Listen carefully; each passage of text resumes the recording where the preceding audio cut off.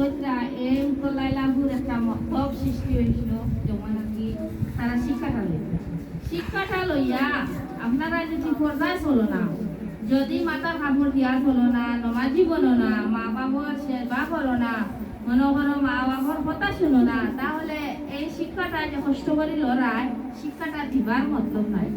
যেমন আর কি আপনারা বা মানুষের সাহায্য করটা, টাকা পয়সা দিয়া মানুষের সাহায্য করটা, এই সাহায্য করছেন যারা তারা রেখিতা করতায় নেকি পাইতা, তারা একজন মসজিদ মাদ্রাসায় দান করো নেকির লাগি।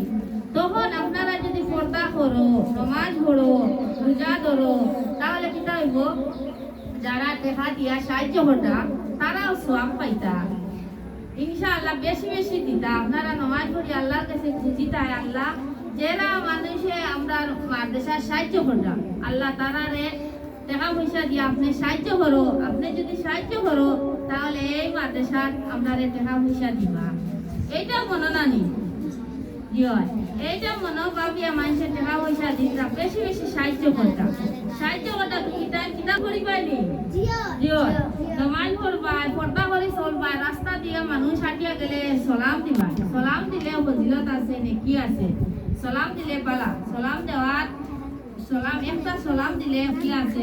আপনারা যদি পালা হইয়া চলো, মা বাবারা হইয়া নমাজ পড়িতা, বাবা হলে বেশি সময় পার হই না, বাড়ি ঘরে থাকুন না, বাবা আবার রুজির থাকুন, তবু মারে গিয়া হইবা মা তো নমাজ পড়ো। নমাজ পড়িলে আমরা পালা হইব, আপনিও পালা হইবা, বুঝছেন নি? নমাজ হান এমন এক জিনিস, নমাজ হইলো আমরা শরীরের ঔষধ, বুঝছেন নি? যখন আমরা গরিব মানুষ টাকা পয়সা নাই, আমরা যদি বেমার হই তাহলে কিনা করতে হয়? নমাজ মুখী পড়ি আল্লাহর কাছে বুঝিতে, আল্লাহ বেমারটা কি শিফা দেও। আমরা কাছে টাকা পয়সা নাই দয়াল, আমরা তো আর গরিব মানুষ। দুনিয়া হইলে চেন্নাই যেতাম, মুম্বাই যেতাম, লন্ডন যেতাম, আমেরিকা যেতাম, একটা ঔষধ লাগে, ঠিক আছে নি?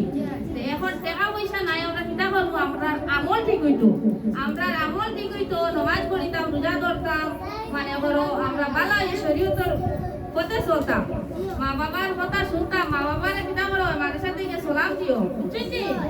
যে মা বাবারে যদি আজকে এইতে গিয়া সালাম দেও, আসসালামু আলাইকুম রাহমাতুল্লাহি ওয়া বারাকাতুহু, মা বাবা মাশাআল্লাহ আমরা মেয়েরা দিছিলাম পড়ার, আজকে স্কুলে দিয়া কিতা পাইবা? শিক্ষা লইবা। স্কুলে শিক্ষা হইল দুনাই চলবার লাগি, দরজা চোখনি দেখবার লাগি, বুঝছেন নি? আসল জমানার কিয়ামতের সময় আমরা কিতা হইতাম? এই পড়াটা হইতাম। এই জিনিসটা যদি শিখিয়া লই তাহলে আমরা কিয়ামতের দিন গিয়ে আমরা সবেরে হইতাম না পাইতাম। এখন কিতা হতাম? আমরা এই শিক্ষাটা দিতে হইলে আমরা বালা হইতাম, আমরা মা বাবারে বালা বানাইতাম। আর মায়ে এমন এক জিনিস, মার লাহান দোয়া খেয়েও পাইতায় না, এমন লাহান জিনিস মা ছাড়া দুনায় কিচ্ছু নাই। যদি মার এখন কথা হোক কিয়ামতের দিন কিতা জবাব দিবাই? 10 মাস যদি দইছো মার গর্ভ, তখন হাইরে কষ্ট। মার মতো দন জীবনে নাই, আর মার মতো দন খুঁজিয়া পাইতায় না। তখন মার কথা শুনিও, মারে মনেও দুঃখ দিও না, মা এখন ফাঁসিলে শুনিও, নরবেলে মাতিও। মা কইছে মা দো ভাই আয় আমার কাজটা করি দে, আপনারা শুনিও, সুন্দর মতে মার কথাটা শুনিও, তাহলে মার দোয়া পাইবা। মার দোয়া যদি লতে পড়া পাইবা, নবীজি খুশি হইয়া আপনার তোর ভিতরে, আল্লাহ খুশি হইয়া আপনার তোর ভিতরে জেং দিবা, পরিবার জেংটা দিবা, আপনারা পড়া পাইবা। মুআল্লিমার কথা শুনবা, উস্তাদ হইলা, মুআল্লিমা হইলা গার্জেন, মুআল্লিমা আপনার তোর কইবা পড়াটা শিখো, পড়াটা কও, তখন তার কথা শুনিয়া চলবে, তাহলে বেশি বেশি পড়া পাইবা।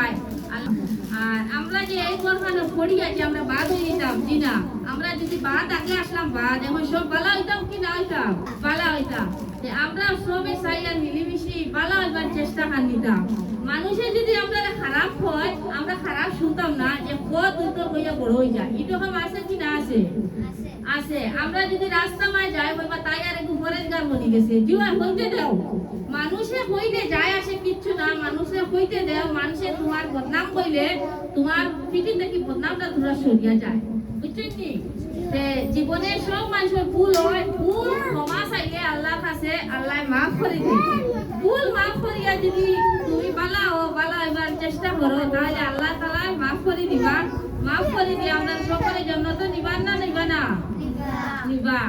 আমরা জান্নাতে যাইতাম হইলে গিয়া মা বাবারও দোয়া লাগবো, উস্তাদেরও দোয়া লাগবো, মানে পড়াশোনাও লাগবো, নামাজও লাগবো, রোজাও লাগবো, হজ জহাজ আমরা রাখবো, খরচ হয়েছে না।